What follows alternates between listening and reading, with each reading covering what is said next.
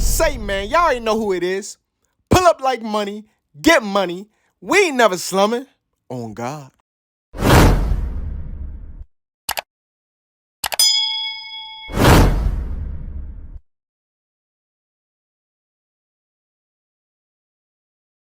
What's going on, JBT family? It's your boy Justin signing in. Just sitting out here in the dining room area. So I know the first time I did a how to start a junk removal business, it was kind of long, stretched out like an hour video. I'm going to simplify everything and break it down. I'm gonna put it in segments, and I'm gonna break this episode up into segments, and just so I can elaborate on some things a little bit more clearly. So first, my opinion, first segment we're gonna talk about is vehicle-wise. I feel like you can start off with a 3/4 ton truck. You know what I'm saying? Those are good. You can do them with like little Chevrolet S10s and Ford Rangers and whatnot like that. But you know, my personal preference, I believe anything like 6 lug and up is a good start. But if you don't have it, don't worry. Start with what you have. Another thing with that being said too,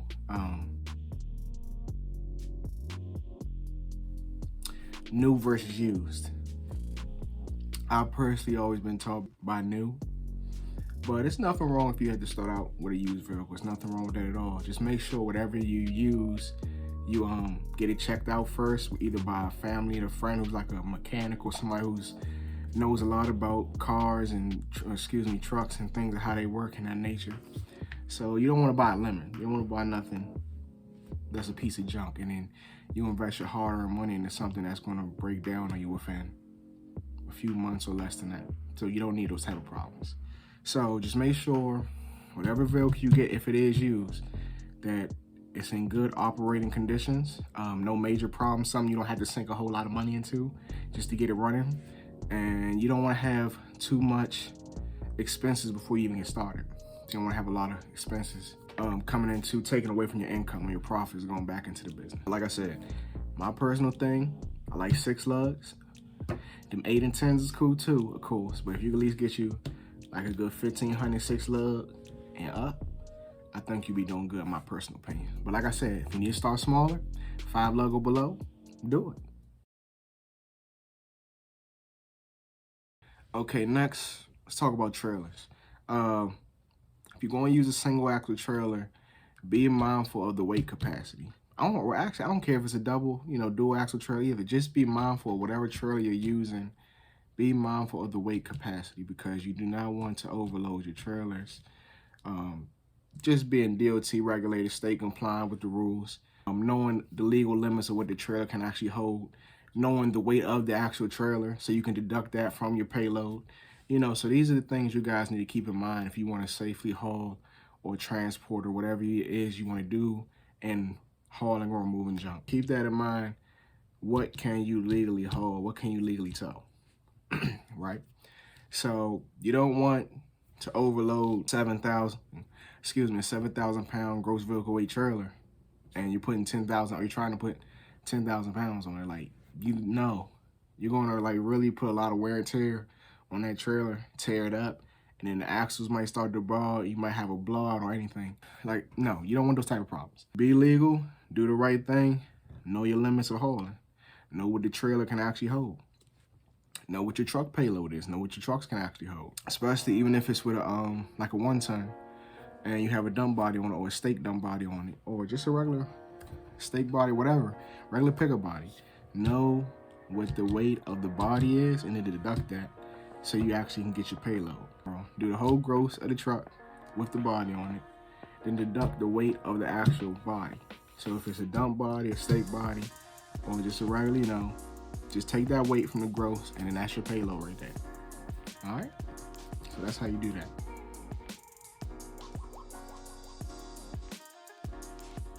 Okay, so here's another way we can look at it. How do you want to utilize your trailer, or how do you want to have it set up where it could be convenient for you? Whether you're using just a regular utility trailer or a small cargo trailer or a double trailer, you need to look at what works for you starting out.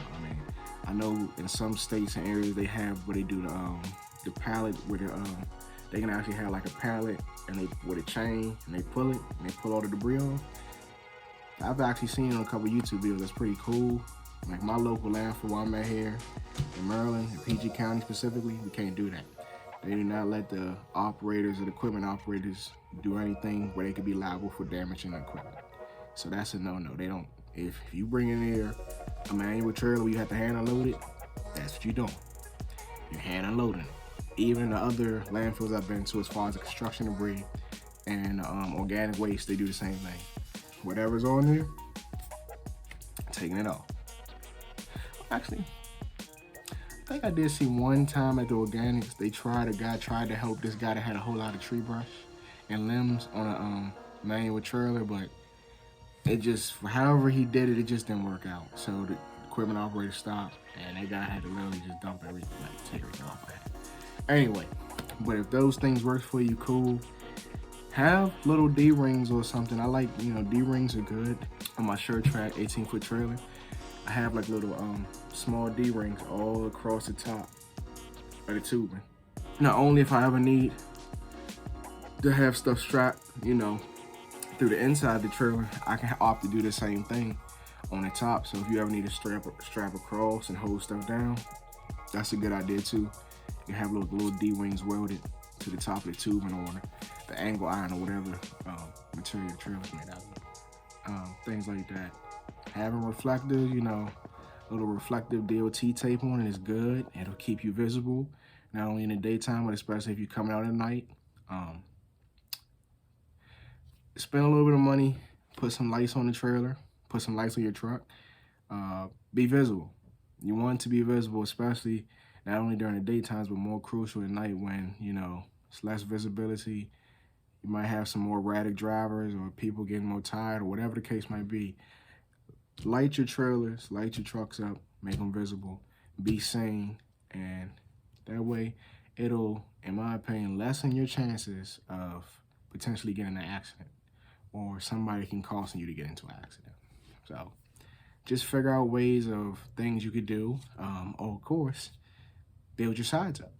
If you have a trailer and it only has like 1.5 foot or 2 foot sides and you want to get bigger loads, you don't necessarily have the money right now to go out and buy a 4 foot, 5 foot, or 6 foot side trailer,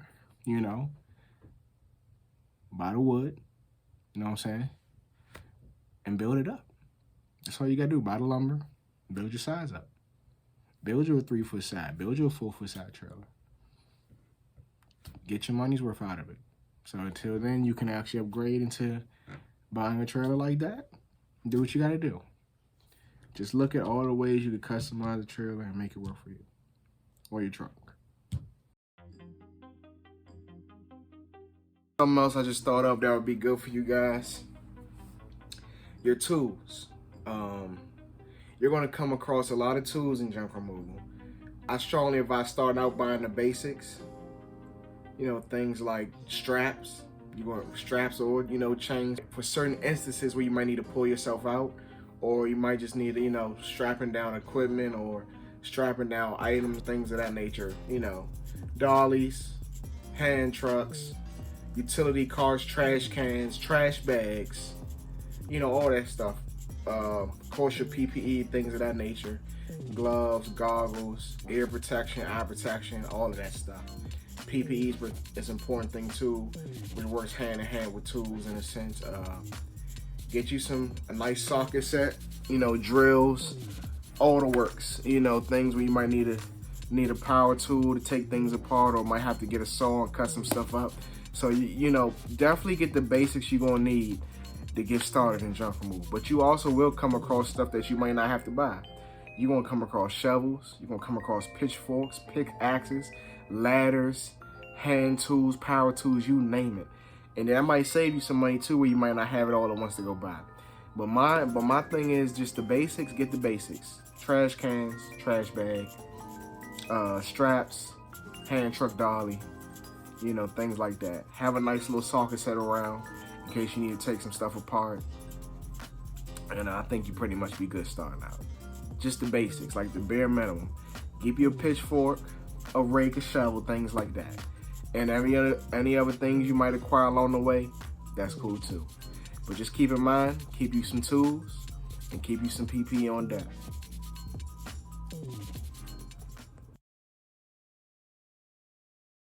When should you buy a dump truck or even a trailer that dumps as opposed to manually and hand unloading everything? Okay, so guys, with time, after you start doing the jobs and you've been in the game long enough, you're gonna get tired of you or you guys or whoever. If you're just doing it by yourself or you got your guy working with you, you want to be efficient, you want to be time efficient, you want to be prompt, you want to get in, you want to get out, you want to knock it in. Once you do the job, you want to be able to offload the stuff as quick as possible and either get back to finish or go on to the next job, you know? Here's a couple things to keep in mind. Let me give you an example first. First year in junk removal, I went out and bought me a 6x10, small 2-foot side, 6x10, 2-foot side dump trailer, short track. And within 6 months, I realized I was getting jobs and had to keep running back to the landfill too many times. Especially one job that opened my eyes, I was doing a tree job with a lot of limbs and wood and logs and stuff. And I was so mad because I said, damn, like, we would have been out of here if I had a trailer big enough just to grab all this stuff at one time. And I'm coming back having to make 2 and 3 trips when I could have just made maybe 1 trip or 1.5, if that, but really basically got everything in that 1 trip. And when you killing time like that, and then you got to keep running back to the landfill unnecessarily, it's like, man, you start thinking like, I need to change something. Like, either I'm gonna just keep this for small jobs and buy me another trailer. That's one option. But what did I do? I sold it. I got rid of it to a landscaper. Somebody just wanted to use a part for like carrying around mulch or taking up, bags of leaves or whatever they might be doing, just hauling stuff like little gravel or dirt and things of that nature like that. So after I sold the dump trailer, after I sold the 6x10 with the 2-foot sides, I upgraded, shopped around for a good price, and I bought me my first PJ Brands dump trailer. It was a 7x16 with 4-foot sides, dual axle, gross weighted at 14K. Gross weighted at 14K. So that was a game changer.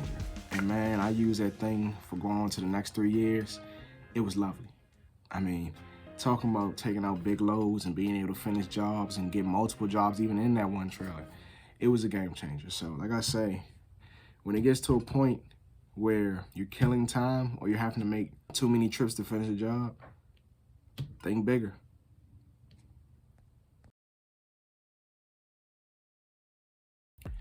Okay, getting comfortable with how to price jobs and just knowing what your worth is. Should you have a minimum starting out? Those type of questions that most people might have when you get into this business. My best answer I could say, if you're a newbie or just a rookie starting out, it's gonna take time. It's gonna be trial and error, baby.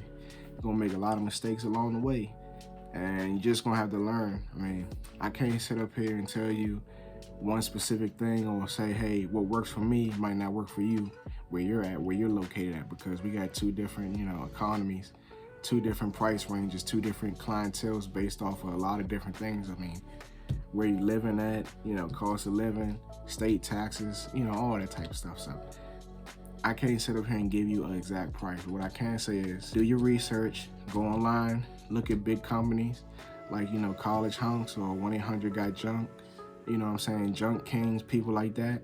Go online, study, see what they're charging for their per load rates or what their minimums are.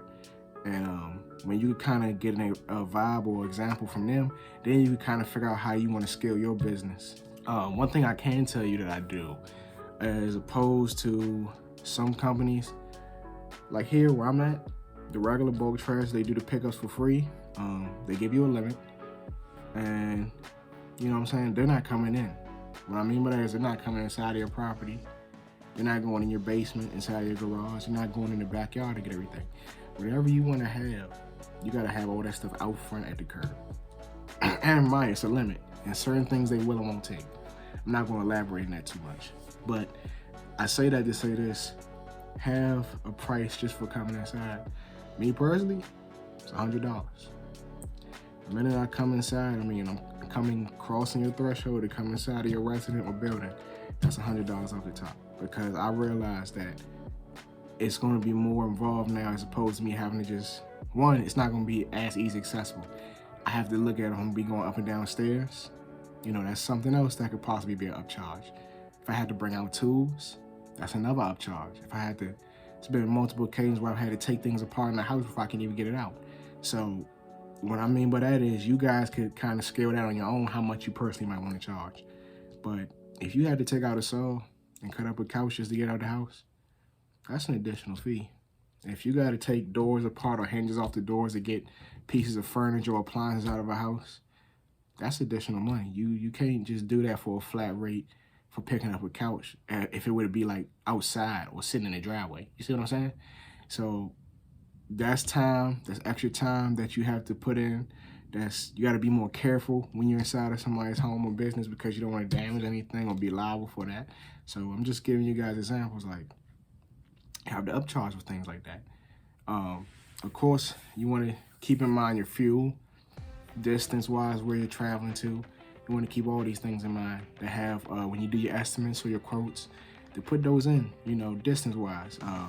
Maybe have a set price for maybe anywhere from $10 to $15 going in your bid just if it's local.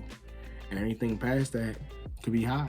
You might have a set fee or just say, hey, I'm going to be going close to like 15 miles out or 20 miles out. You might want to just add 20 bucks in there for gas down and back. Especially the way gas prices are now. You might just want to throw a $20 in there for the tank. You see what I'm saying? Diesel or gas. So with that being said, upcharge when needed. That's something you will have to learn along the way. So that's why I strongly advise, look at the big companies, see what they're charging for their quarter, 3/4, half, full loads. Something I just incorporated myself, starting now, is actually having a set minimum price of $110. So that means, you know, unfortunately, if you just got one mattress, I have to be upfront. Hey, ma'am, sir, I have a set price now of $110 to come out. That's my minimum. If you have another, you know, small item or a few other small things you like to add to get your money's worth, I advise you do that. But have a set minimum. Now, I know some of you are starting out, you might not want to do that because you're hungry. You might just need extra income coming in. So you say, hey, I would like to do that, but I can't do it. I understand, I've been there. You know, you might want to just go pick up something around the corner, quick, 80 bucks, 70 bucks, you know what I'm saying? Something just to get by. You have some money to put in for the food or the tank or whatever it may be. All I'm saying is with time, you do want to have a minimum. When as time goes on in the business, you want to have a minimum with your business. A starting price that you will not go under. And this kind of plays into the next subject I'm going to get into. Being the cheapest guy, or being known as the cheapest person in town. That is not the reputation that you want to have for your business. It's being the cheapest. And I'm going to tell you why. One, people truly never respect the cheapest guy around. They never really do. Male or female doing this business. People are already going to feel entitled, or they're going to want to feel like they should give you a break. That you should give them a break. So, you know, that's one reason why you want to have set prices where you're not going to either be breaking even or, you know, losing money. Because it's okay to give occasional breaks or a little wiggle room when you're doing your estimates, something where it won't hurt you. But if you know you're looking at the amount of stuff you have and you're considering disposal fees and things of that nature, knowing what your, you know, per rate tons are at your local landfills or your transfer station, that's another thing. Knowing your dump fees, your disposal fees, that's all ties in to doing your estimates and bids, like I was just doing in the last segment. You don't want to do a job that you know is a $150 job and you're doing it for $100 or $80. It's not worth it. Some things you're gonna have to walk away from. You can't be afraid to say no or stand on being firm with your pricing. Now, let's say you know it's a $150 job, but you say, you know what, to feel like you're giving a client a deal, first time client, you might want to say you do it 10%, you know, take off a couple dollars. Say you do it for $140. That now is a deal you could live with, where you know you still, you know, you could have got the extra 10, but to lock it in, make the client feel like, or the customer feel like they're getting a good deal, you save them a couple dollars. A reasonable person, they'll appreciate that. And they'll go with it. Somebody who's still cheap or just a haggler or just wants to just really try to get you to do it for nothing, but still try to talk you down. And you know what you do then after you've already given them a discount? you leave. What Chris Brown say, deuces, you leave. Hit the door. Because you know your worth. That is the difference between being reasonable and doing something for a ridiculous price, and you know it's ridiculous, and that you're not getting your worth. So always charge reasonably. And then there's certain cases too where you might want to charge high. Especially when it comes to house cleanouts, evictions, you might be doing demolition work. Let's say you walk into a garage and it's packed, like from the back to the front, and you already know it's gonna be more than one truckload. Charge how many truckloads you think it's gonna be, especially if you want your help. Charge for that. What you think the disposal fee is gonna be for every load, and just charge a little extra that's just on top to make a nice profit after it's all said and done. So if you figure you're gonna be there, if you was doing a whole garage, pack from like some hoarder type stuff, pack from the back to the front, you could easily charge, like I'm saying, anywhere between $1,000 and $1,500 and get it easily, depending on how many loads you're doing and all that. If you got to pay your help, so that whole garage might be easily, like I say, $1,000, $1,500, and that might be like a small garage. We're not talking about like double garage, 2-3 door garage. I'm just talking like a single garage, just packed full of junk, all types of stuff. The bigger it is, the wider it is, the more space it occupies and takes up, you gotta charge for those type of things. Just an example. So know when to upcharge too, and to bid a little higher so it won't hurt you in the end, as far as when you have to pay your help or dispose of everything. There we go. Here's an important one, guys. Advertising. Your forms of advertisement, man. Uniforms, business cards, flyers, door hangers, you name it, yard signs, truck signs, vehicle signs, whatever you could possibly think of, QR codes, websites, social media links, all of that stuff is huge in this business. I've done them all. I have them all, except the QR codes. But everything else, I've done them and I have them. Uniforms, it's big. I would strongly advise. Custom Ink is somebody I've dealt with for a few years now. You could get good bundles, good prices. I strongly advise to use them as a good commercial. You know, if you want them to make up your uniforms, if you want to design them yourself, you had that option. They've done beautiful work for me, from even my transitioning from when I started lawn care to junk removal. I've done all my uniforms and, you know, hats and everything like these. This is all Custom Ink right here. I did the design, hats or trucker hats. Shout out Custom Ink. Or you could do it with a local print shop, or, you know, if you know somebody that does this locally in the hometown, support them. You know, I'm just giving you ideas. But uniforms are big because it shows you take pride, you have integrity, and you want people to see you. You want people to see you and take your business seriously. Look reputable for your company and represent your company well. And you want your workers, if you have any guys or employees working for you, you want everybody to look like a team. Everybody to look like one. So uniforms and having uniforms that stand out with the writing and font big enough is key. So that's something to keep in mind.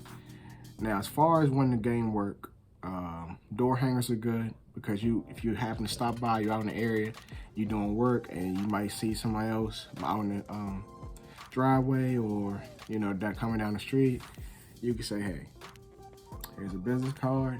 If you walk up to the door, leave a door hanger, bam, boom, simple, keep it moving. I use a lot of door hangers from time to time, wherever, if I'm doing work in a development, I have some time, run them down the block, hit them up. Bing, bing, bing, bing. Go from door to door, leave a door hanger. That's how you gain business. Business cards are well because if you're ever out, and I feel like if you're in let's say you're like at a gas station, you're gonna be there longer than 2 minutes on the inside, and you have people around you. I feel like if you're gonna be there longer than 2 minutes, hey, speak to the person next to you. Let the people know, hey, my name is such and such. I provide junk removal and hauling services. I'd like to give you one of my business cards.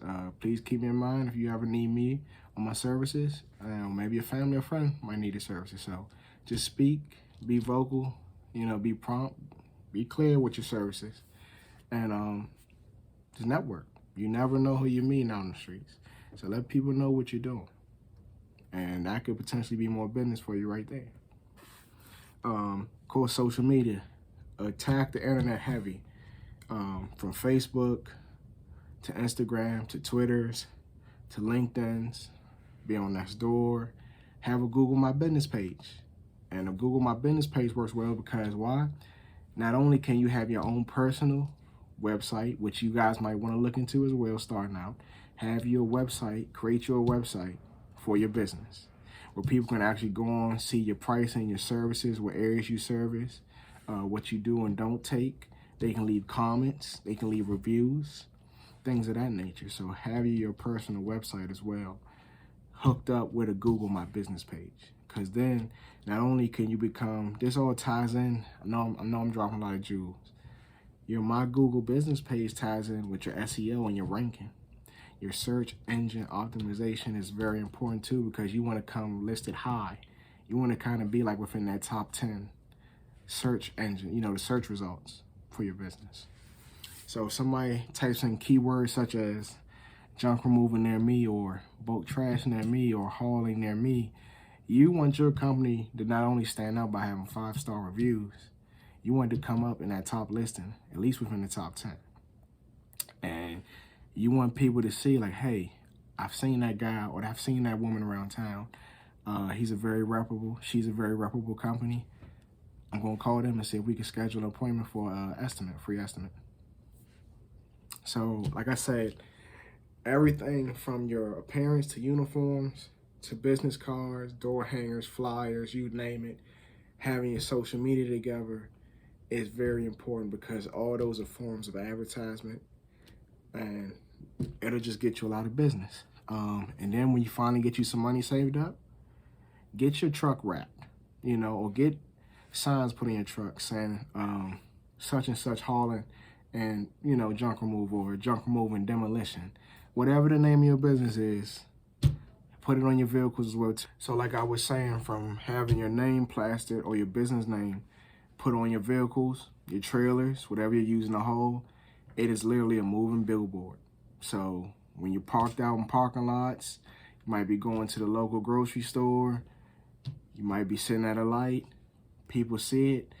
And also your choice of colors is very important too because your choice of colors and your font. You don't want to have any signs, business signs or the door magnets and things of that nature, and the fonts are real small, like only literally somebody can see it if they like literally looking and turning their head right next to you.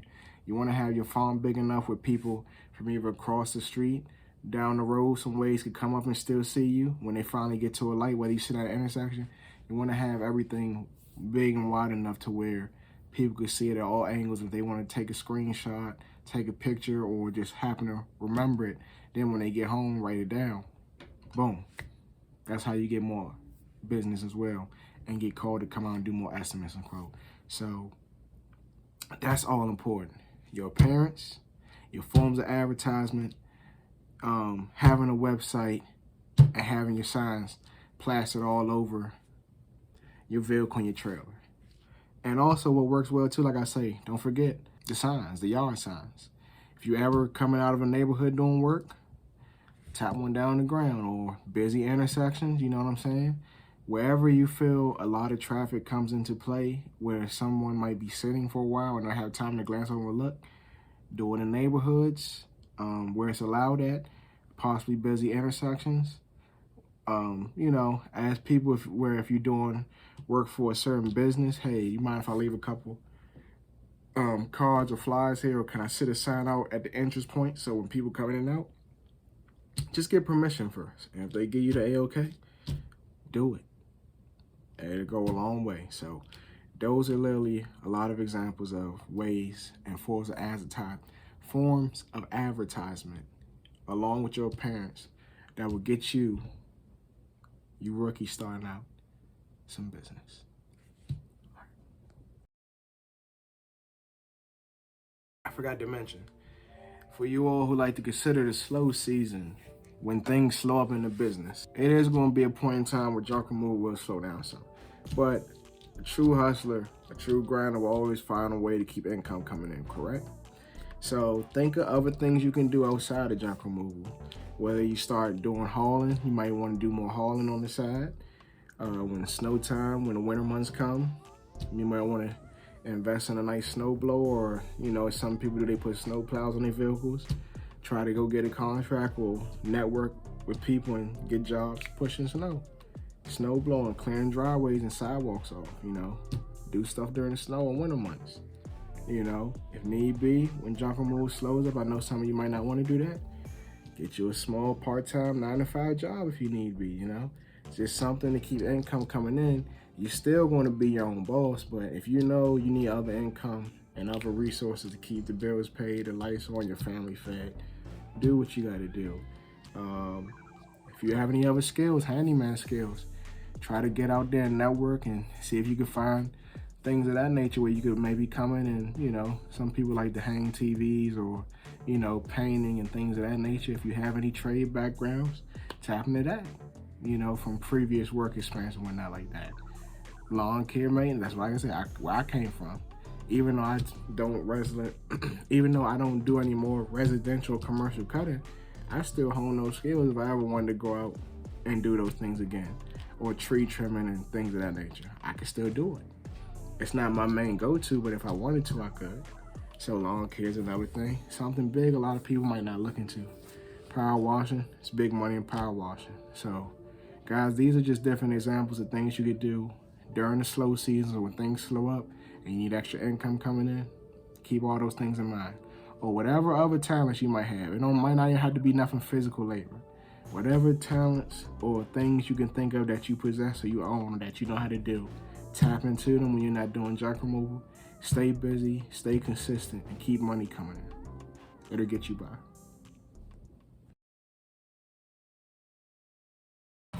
Something quick, you guys, I forgot to mention, having contracts in place. I'm gonna make this quick and brief.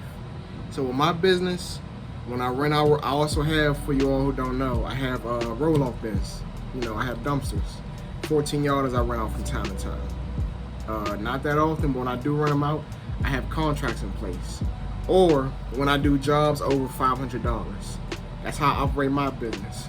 It's important when you're dealing with large amounts of money or having a set price where you want to start from and then going up. Like what I said, my starting price before I start a contract is $500 and up. Anything under, I don't do a contract with. That's something I forgot to mention before I close this segment out. Having contracts is important because it can protect you as things is pertaining to what needs to be done with a job. The client can't add anything in or try to sneak stuff in that wasn't already put in black and white, because why? You clearly spelled in black and white in the contract what will and won't be going, what's going to be taken. Also having video proof of it. That's another important thing, working hand in hand. What I do when I go out and do my visual estimates, I take my cameras with me, I take my phone, and we walk around the whole property, or we walk around the business, or we walk around the premises, and we record everything. So that way, I can always have something to refer back to and look over and say, okay, this, and this is going on, but these things over here don't go.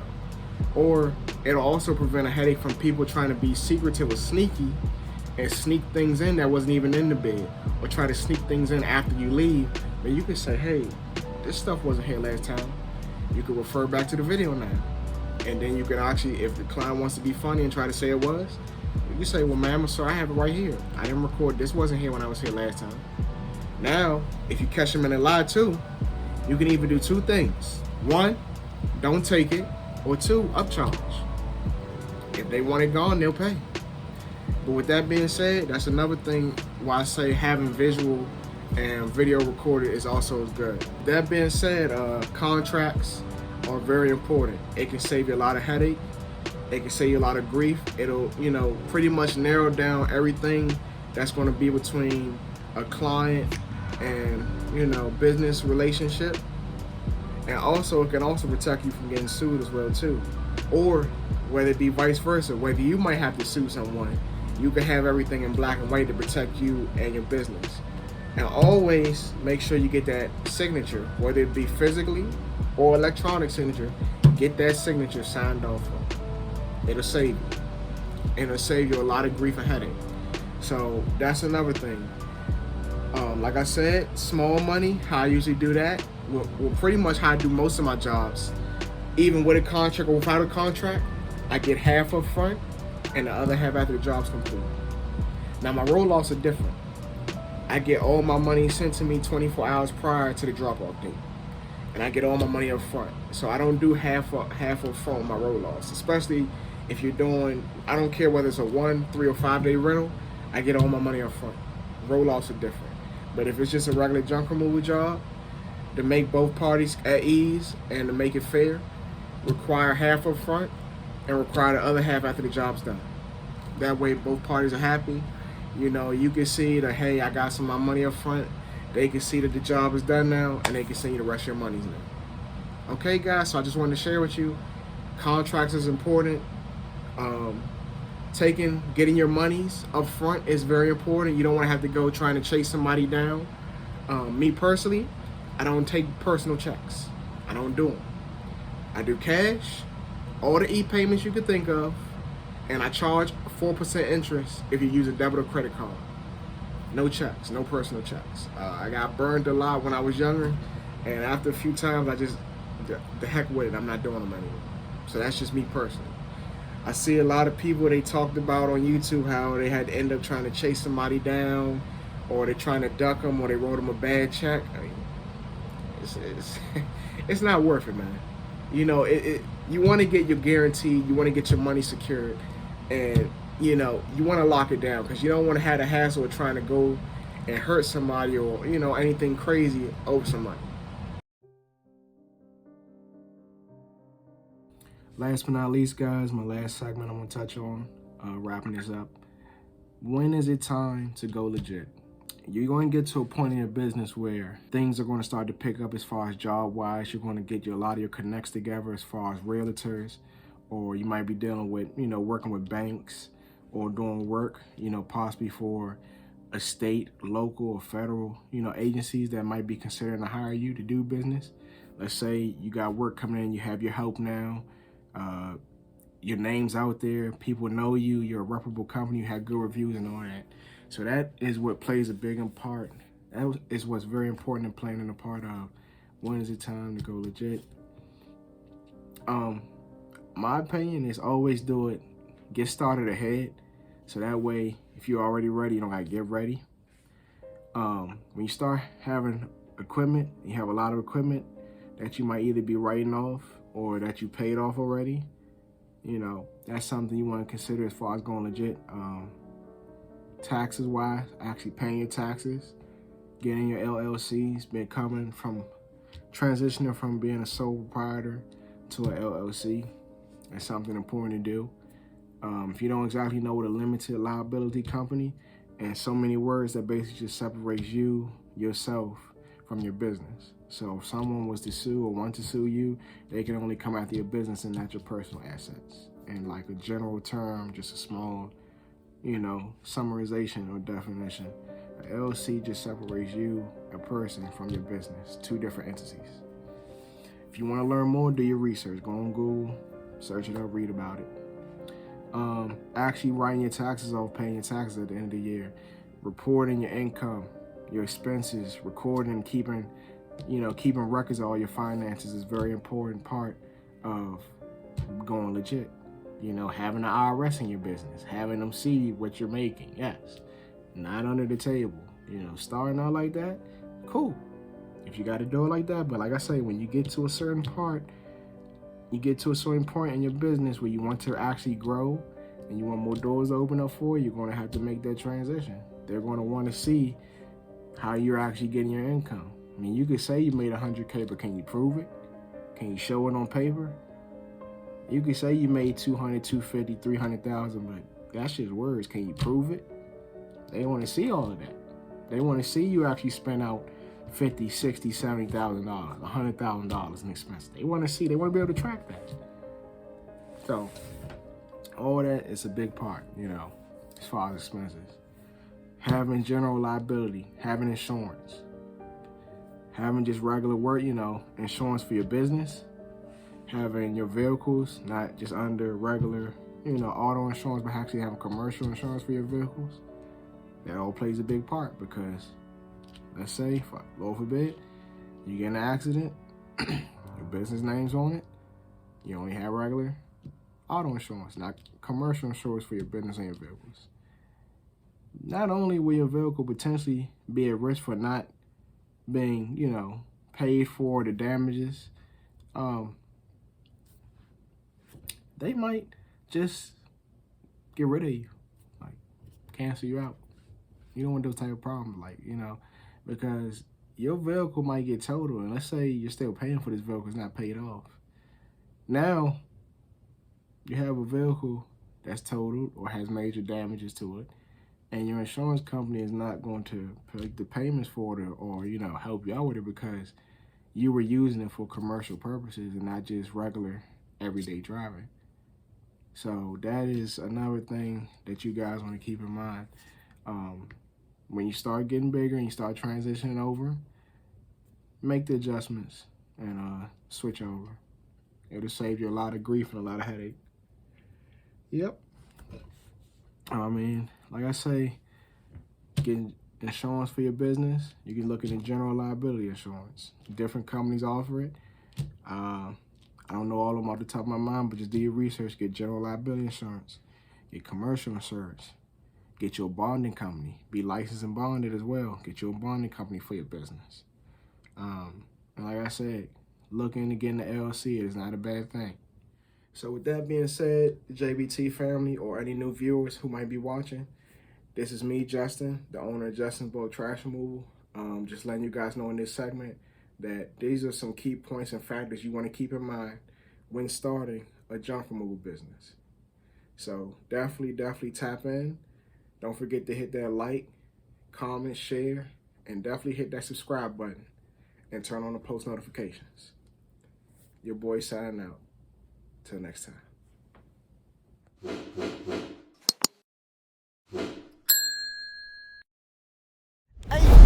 Hey man, y'all already know who it is. Pull up like money, get money. We ain't never slumming. On God.